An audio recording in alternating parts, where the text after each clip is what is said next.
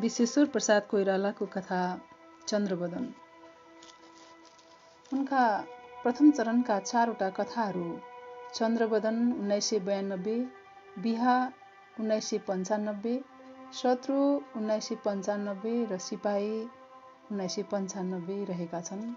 तीमध्ये चन्द्रबदन उनको पहिलो प्रकाशित कथा हो प्रथम चरणको, र यहाँ पहिलो चरणको यस कथालाई प्रस्तुत गरिँदैछ। चन्द्रबदन। चन्द्रबदनको दिन बडो कठिनले बित्दथ्यो। अलिक फुर्तिली हुनाले सानो घरको काम सबै सिद्ध्याइकन पनि उसलाई सारा दिन फुर्सद हुन्थ्यो। बिहान उठी नुहाइवरी पूजापाठ पनि गरिहाल्थी र जब त्यो तरकारी काट्न भनेर बस्दथी, उसकी एउटी 3 वर्षकी छोरी बिछ्यौनाबाट उठिकन आँखा मिच्दै रुँदै आउँथी। एकछिन त्यसलाई काखमा लिई फुल्यायो। काट्दा काट्दैको एउटा आलुमा 4वटा सिन्का घोची नानीको खसी बनाई उसलाई खेल्न दियो। भात पकायो, खायो, भाँडा पनि माझ्यो। घरको यताउति गर्यो, तैपनि दिन भर्खर ढल्न लागेको हुन्थ्यो। त्यसको स्वभाव कसैसँग नमिल्ने हुनाले छिमेकीहरूसँग आवत जावत थिएन। अल्छीले हाई हाई दिन बिताउनु पर्थ्यो। फेरि तर्खर गर्न थाल्थी र खाइपी छोरीलाई खुवाई समसाँझमै सुत्दथी। त्यसका पति एउटा मुद्दामा परि थुनिएका थिए। कहिले छुट्छन् उसलाई पनि राम्ररी थाहा छैन।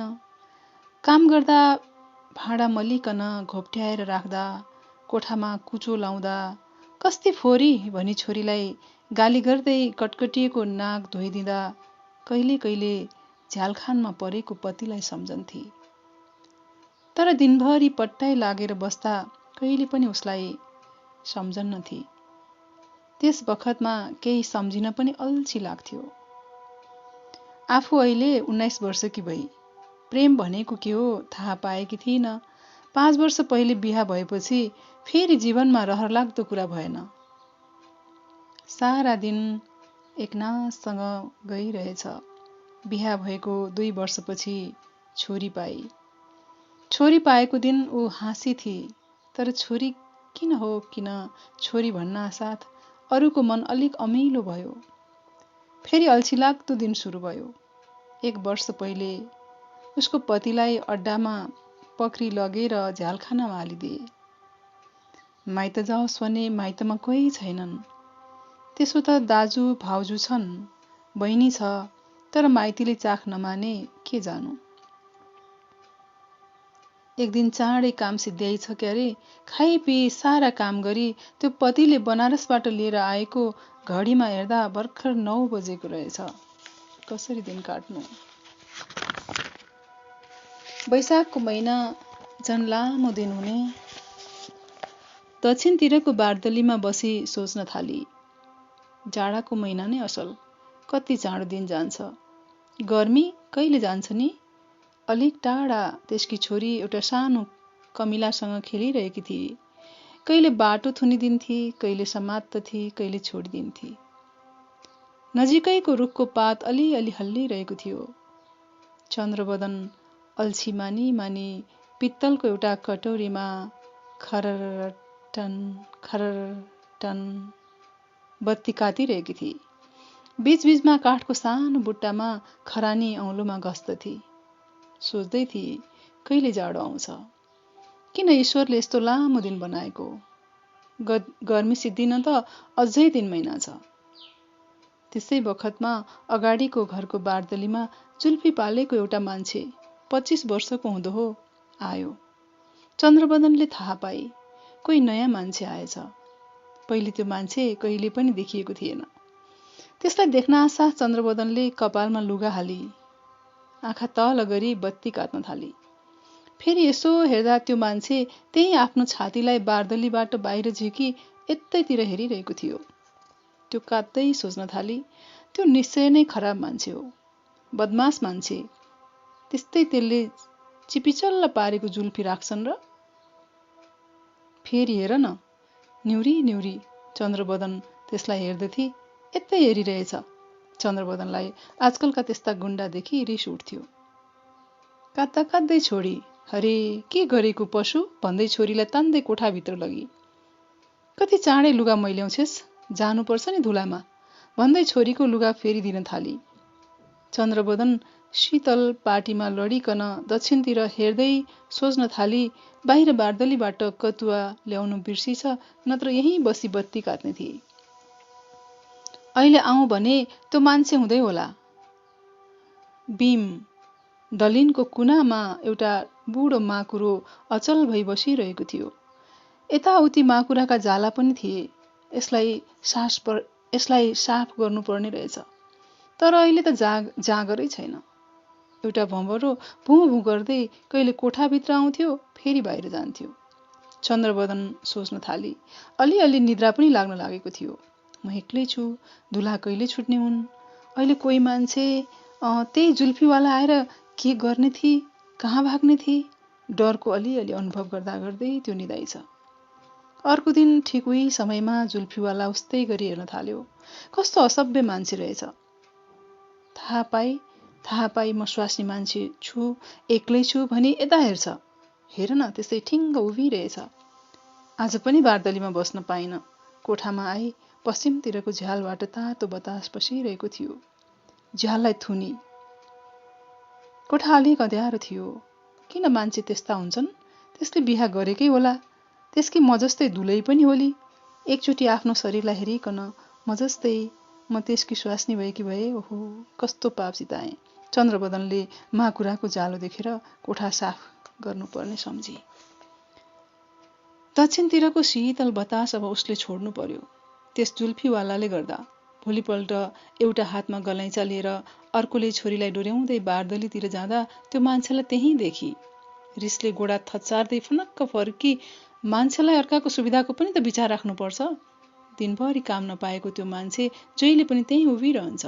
संसारमा यो के नियम चलाएको रहेछ? स्वास्नी मानिसलाई मात्र काम गर्नुपर्ने? त्यसकी दुलै कहीँ काममा खटिरहेकी होली।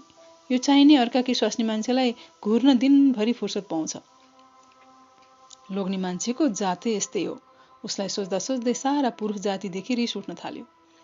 हामी स्वास्नी मान्छेले कसैलाई झट्ट उसलाई जुल्फीवालाको संस्मरण आयो। हेर्यो भने त्यसलाई सोच्दा सोच्दै झन रिस उठ्न थाल्यो। दिन प्रतिदिन गर्मी बढ्दैछ। आज रातभरि गर्मीले निद्रा परेन। चन्द्रबदन भयभरको डसना एउटै खाटमा हाली अर्को बिछौनामा सस्तो तन्ना कसी सुत्दथे। नजिकै भित्तातिर आफ्नी छोरीलाई सुताउँथे। आज रातभरि गर्मी हुनाले निद्रा लागेन। पंखा हम्कँदै कहिले छोरीलाई कहिले आफूलाई हात फतक्क गलिसक्यो। बिछौनामा कहिले यता कहिले उता ढलिमली गर्दा पनि निद्रा आउँदैन। कोठा अँध्यारो थियो। ढोकामा मात्र कता कताबाट जुन परिरहेको थियो। बिछौनाको चिसो कुनातिर ढल्केर तकियाबाट शिर झारिकन चन्द्रबदन एउटा दुलाहाका घरका विषयमा सोच्न थाली। कहिले उनी छुट्लान्? उनी के सोच्दा होलान्? मलाई सम्झिन्छन् कि सम्झिँदैनन्? तिनी यहाँ छँदा त कुन्नी माया गर्थे गर्दैनथे। रिसाई मात्र रहन्थे। म डराउँथे तिनीदेखि। कहिले मायाको कुरा गरेनन्। केवल काम बिग्रँदा मात्रै, तरकारी मिठो नहुँदा या अरू केही काम बिग्रिँदा मात्रै उनी रिसाउँथे। के पति पत्नीको सम्बन्ध यही हो? माया भनेको के आमा बासँग मात्र पाइन्छ? बिहा हुनुभन्दा पहिले माइतमा म कति काम बिगार्थेँ। आमा रिसाए चाहिँ गर्थिन्, तर कति माया गर्थिन्। जसका पनि दुलाहा यसै गर्छन् कि कसैका माया पनि गर्छन्। चन्द्रबदनले आफूले चिनेका विवाहिता स्वास्नी मानिसलाई सम्झिन थाली। उनीहरूका दुलाहा उनीहरूसँग कस्तो व्यवहार गर्दा होलान्? कालिकाको कस्तो उज्यालो सन्तुष्ट मुख छ। निश्चय त्यसले आफ्नो पतिको प्रेम पायो होली। उसले एकचोटि कालिकाको पतिलाई देखेकी थिए। त्यस्तै मान्छेले मात्र आफ्नी पत्नीलाई सुख दिन्छ। बिस्तारै बिस्तारै उसलाई कालिका माथि डाहा उठ्यो। म उसकी धुलै भए। सोच्दा सोच्दै उसलाई जुल्फीवालाको पनि स्मरण भयो। निश्चय त्यसको पनि बिहा भएको होला। त्यसकी धुलै कस्ती होली, सुखी होली कि म जस्तै न सुखी न दुखी? म त्यसकी पत्नीका ठाउँमा भए? चन्द्रबदन यस्तै सोच्न थाली। उसको विचारधारा उसलाई कताबाट कता लैजान थाल्यो। टुइँ गर्दै लामखुट्टे उसका कानमा कराइरहेका थिए। आफ्नो हातले लामखुट्टे र मनको कलुषित विचार धपाउँदै भुसुक्क निदाइछ। सधैँ चन्द्रबदन त्यो जुल्फीवालालाई कहिले बारदलीमै कहिले पानी भर्न जाँदा बाटामा देख्दथे। सधैँ त्यसको जुल्फी तेलले चिपिचल्ल रहन्थ्यो। चन्द्रबदनलाई कहिले पनि त्यो भद्र मनुष्य जस्तो लागेन र जहिले पनि त्यसको दृष्टिबाट हट्ने प्रयास गर्थे। तर अहिले बारदलीमै छ कि त्यहाँबाट गइसक्यो भन्ने सोच्दै फेरि बारदलीमा आउँथे। त्यो जुल्फीवाला त्यही आफ्नो बारदलीमै रहन्थ्यो। त्यसै गरी निहुँ खोजी 2-3 चोटि त्यसलाई हेर्दथे। नसोचौँ भन्दै पनि यस्तो फुर्सदको लामो दिनमा त्यो जुल्फीवालाको विषयमा सोच्न करै लाग्दथ्यो। धोएको नयाँ लुगा लगाएपछि पनि एकचोटि जुल्फीवालालाई हेर्न मन लाग्दथ्यो। त्यसै केही कामले होइन। दिनभरि लगाई एक दिन कालटिकी सिन्दुर बनाई। जुल्फीवालालाई हेर्नु त्यसको एउटा नियम जस्तो भएको थियो। एक दिन आफ्नो सबभन्दा राम्रो लुगा लगाई आफ्नी छोरीलाई पनि राम्रो फेराई आज त्यसै रहर लाग्यो। गाजल टिकी काल टिकी लगाई बारदलीमा आएर बसी। तर त्यो जुल्फीवाला आएन। दिनभरि बसिरही। अहिले आउला अब आउला भन्दै दिन बित्यो। अरे आज कति चाँडै दिन गयो। खेल्दा त्यसकी छोरी त्यही बारदलीमै सुती छ। बिचरीले दिनभरि केही खान पाइन। उठ पुसु दुध तताइदिन्छु खालिस भनी। भोलिदेखि फेरि अल्छिलाग्दो दिन सुरु भयो। चन्द्रबदनको एकनासको जीवनमा यस्तो एउटा घटना पनि भएछ।